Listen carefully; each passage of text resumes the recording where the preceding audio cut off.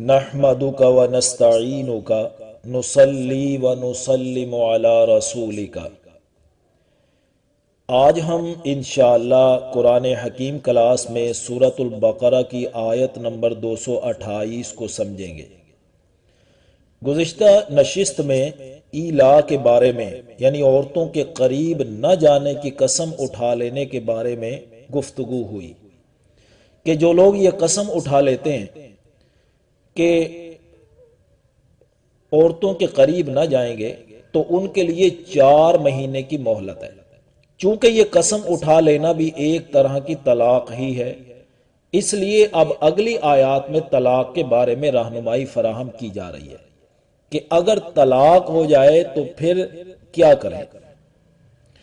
وَالْمُطَلَّقَاتُ يَتَرَبَّصْنَ بِأَنفُسِهِنَّ ثَلَاثَةَ قُرُوءٍ، اور جن کو طلاق دی گئی وہ عورتیں خود کو 3 حیض تک روکے رکھیں۔ طلاق دی ہوئی عورتوں کی عدت 3 حیض ہے۔ اس دوران عورتیں آگے نکاح نہیں کر سکتی، نہ ہی کوئی زیب و زینت اختیار کر سکتی ہیں۔ اس دوران عورتیں سوگ کی حالت میں رہیں گی۔ اچھا، بعض طلاق دی ہوئی عورتوں کو دیکھا گیا کہ وہ عدت کے حکم پر عمل نہیں کرتی اور اپنے شوہر پر غصے کا اظہار کرتے ہوئے کہتی ہیں کہ اس نے مجھ پر ظلم کیا ہے، میں اس کی عدت میں کیوں بیٹھوں؟ استغفر اللہ استغفر اللہ۔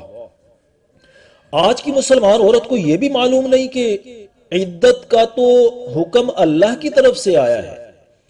عدت کے حکم پر عمل نہ کر کے وہ اللہ کی نافرمانی میں مبتلا ہو رہی ہے۔ بہرحال یہ 3 حیض ان عورتوں کی عدت ہے جن کو حیض آتا ہے۔ جن کو حیض نہیں آتا ان کی عدت 3 ماہ ہے۔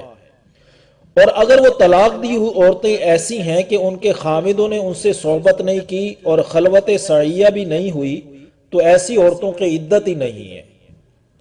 اب آیت کا اگلا حصہ دیکھیے، وَلَا يَحِلُّ لَهُنَّ أَن يَكْتُمْنَ مَا خَلَقَ اللَّهُ فِي أَرْحَامِهِنَّ، اور ان عورتوں کے لیے جائز نہیں کہ وہ چھپائیں اس کو جو اللہ تعالیٰ نے ان کے ارحام میں پیدا کیا۔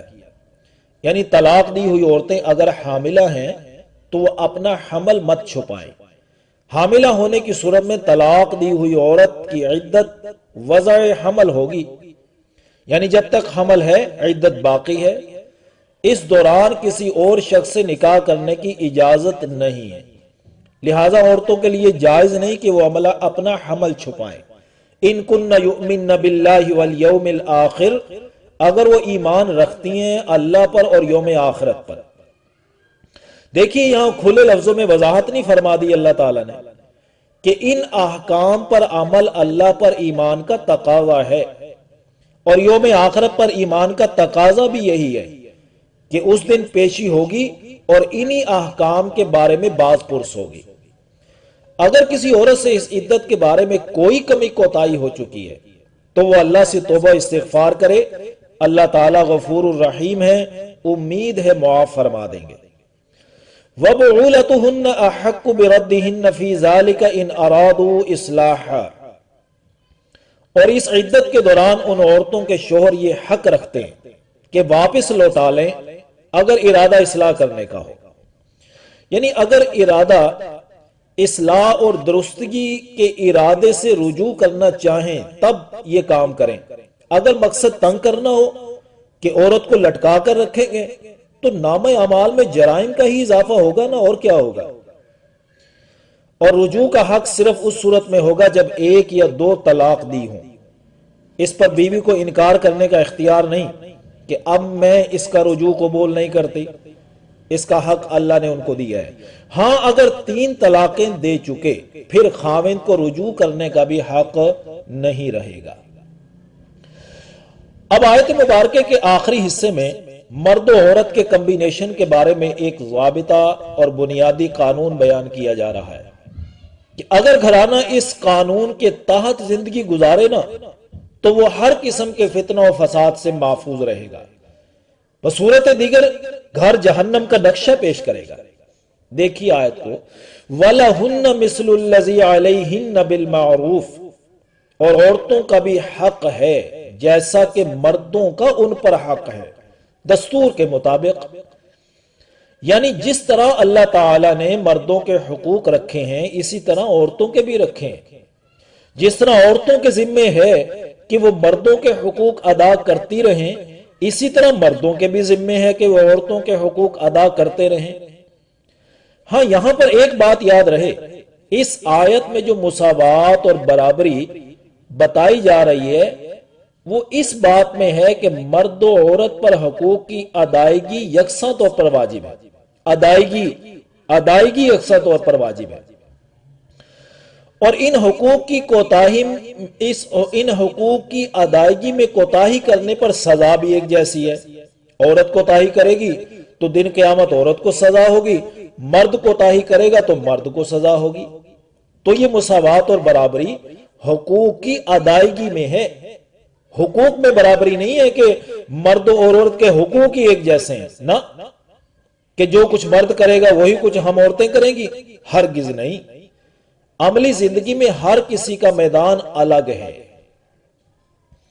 اب ذرا اس کو اس انداز میں سمجھ لیجئے کہ انسان میں جنسی جذبہ موجود ہے نا، اس کی تکمیل کے معاشرے میں دو راستے نظر آتے ہیں، یا تو فری سیکس ہے یا پھر نکاح ہے.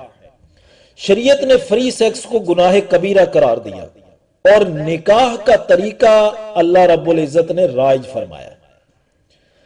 نکاح سے خاندانی ادارہ وجود میں آتا ہے، ذمہ داریاں ایک دوسرے پر عائد ہوتی ہیں. فری سیکس میں یہ سب کچھ کہاں ہوتا ہے؟ عورت کو یہ بات بھی معلوم نہیں ہے. نکاح سے ہی مرد کے اوپر عورت کی ذمہ داریاں عائد ہوتی ہیں. اب اس سے اگلا سوال یہ پیدا ہوتا ہے کہ اس کا سربراہ کون ہوگا؟ اس خاندانی ادارے کا سربراہ کون ہوگا؟ یہ سوال تو اٹھنا چاہیے نا، کیونکہ کسی بھی ادارے اور دفتر میں نظر دوڑا کر دیکھ لیجئے تو کہیں بھی آپ کو کسی جگہ پر بھی دو برابر کے نظر نہیں آئیں گے کہ یہاں دو برابر کے ہوں نا. کسی ایک نے اس نظام کو چلانا ہوتا ہے. تو شریعت نے، دین اسلام نے اس خاندانی ادارے کو چلانے کے لیے مرد کو نگران مقرر کیا ہے. آیت کے اگلے حصے میں یہی فرمایا وَلِلرِّجَالِ عَلَيْهِنَّ دَرَجَةٌ، اور مردوں کو عورتوں پر درجہ فوقیت حاصل ہے.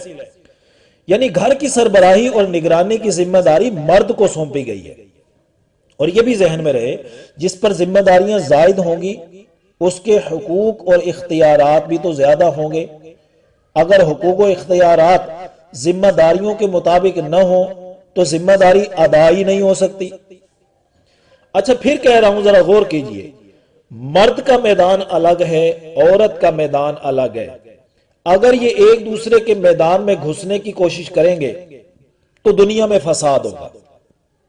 آج کے دور میں شیطانی قوتوں کا سب سے بڑا ہتھیار یہی ہے کہ وہ عورت کو مرد کی نگرانی سے آزاد کرنا چاہتے ہیں. عورت سے وہ کام بھی کروانا چاہتے ہیں جو اس کی ذمہ داری میں شامل ہی نہیں ہے. مرد کی ذمہ داری ہے کہ اس کو بنیادی ضروریات فراہم کرے، عورت کو رہائش، لباس، کھانا دے، اور عورت گھر کی چار دیواری کی حفاظت کرے. گھر کی چار دیواری میں اولاد ہے، مال ہے، عزت ہے، سب کی حفاظت اس کے ذمہ ہے. جب مرد و عورت اس کوارڈینیشن کے ساتھ چلیں گے تو اولاد کی بہترین تربیت کر کے معاشرے کو تربیت یافتہ افراد فراہم کریں گے اور معاشرہ امن کا گہوارہ بن جائے گا. لیکن اگر دونوں ایک دوسرے کے میدان میں گھس گئے تو فتنہ و فساد ہی جنم لیں گے نا، جھگڑے ہوں گے، تو پھر اولاد کی تربیت بھی صحیح نہ ہو سکے گی. یہی اولاد جب معاشرے کا حصہ بنے گی تو فتنہ و فساد، ظلم و ناانصافی کا سبب بنے گی. اچھا اگر ہم پاکستانی معاشرے پر غور کریں تو دو قسم کے گھرانے نظر آئیں گے. ایک وہ جنہوں نے عورت کو مرد کی نگرانی سے ہی آزاد کر دیا، عورت آزاد ہے، اور دوسرے نمبر پر وہ گھرانے جو عورتوں کے وہ حقوق بھی ادا نہیں کرتے جو دین اسلام نے انہیں عطا کیے ہیں. اور افسوس کی بات تو یہ ہے اس میں دیندار گھرانے زیادہ ملوث پائے جاتے ہیں. یہی تو وجہ ہے کہ جب یورپ کی طرف سے عورت کو مرد کی نگرانی سے آزاد کرنے کی سازش کے تحت عورتوں کے حقوق اور مرد و عورت کی مساوات کے نعرے لگائے جاتے ہیں تو ایسی عورتیں ان کی طرف مائل ہو جاتی ہیں جن کو گھروں میں وہ حقوق بھی نہیں ملتے جو دین اسلام نے ان کو دیے ہیں. حضور صلی اللہ علیہ وسلم کا فرمان سنیے یہاں پر، خیرکم خیرکم لأہلہ وانا خیرکم لأہلی، رواہ ترمذی۔ یعنی نبی کریم صلی اللہ علیہ وسلم نے فرمایا کہ تم میں سے بہترین وہ ہے جو اپنے گھر والوں کے ساتھ بہترین ہے، اور آپ نے فرمایا مجھے دیکھو میں تم میں سے اپنے گھر والوں کے ساتھ سب سے زیادہ بہترین ہوں۔ تو مرد کو چاہیے رہائش، لباس اور کھانے کے ساتھ ساتھ عورت کے احساسات اور جذبات کو بھی سمجھے اور اس کی دلجوئی کرے اور حسن سلوک سے کام لے۔ واللہ عزیز حکیم، اور اللہ زبردست ہے، حکمت والا ہے۔ اللہ آیت کو اپنی ان دو صفات پر ختم کر رہے ہیں، کیونکہ اصل میں تو اللہ ہی غالب ہے، زبردست وہی ہے۔ یہ اس کی حکمتیں ہیں کہ مردوں کو نگران بنا دیا۔ پھر اللہ تعالیٰ اپنی ساری مخلوق پر زبردست اور غالب ہونے کے باوجود حکمت سے کام لیتا ہے۔ اسی طرح مردوں کو بھی چاہیے کہ عورتوں پر نگران اور غالب ہونے کے باوجود حکمت اور دانائی سے کام لیں۔ اور مرد کی بہترین حکمت اور دانائی یہ ہے کہ وہ اپنے حقوق کے معاملہ میں تو کمی کوتاہی برداشت کر لے، صرف نظر کر دے، صبر سے کام لے اور بیوی کے حقوق پوری طرح ادا کرتا رہے، لیکن جہاں معاملہ آ جائے نا دین کے اصول و قوانین کا، وہاں پر پھر بالکل کمپرومائز نہ کرے۔ بیوی کو یہ بڑی اچھی طرح معلوم ہونا چاہیے میرا خاوند اپنے معاملات میں تو میری ہر بات برداشت کر لے گا، لیکن جب اللہ رب العزت کے دین کی باری آئے گی پھر وہ برداشت نہیں کرے گا۔ تو یہ تھی وہ آیت جس میں اللہ رب العزت نے آئلی نظام کے بارے میں چند باتیں ارشاد فرمائی۔ اللہ تعالیٰ سے دعا ہے کہ وہ ذات مرد و عورت کو اپنے اپنے میدان کی ذمہ داریوں کو ادا کرنے کی توفیق نصیب فرمائے، آمین یا رب العالمین۔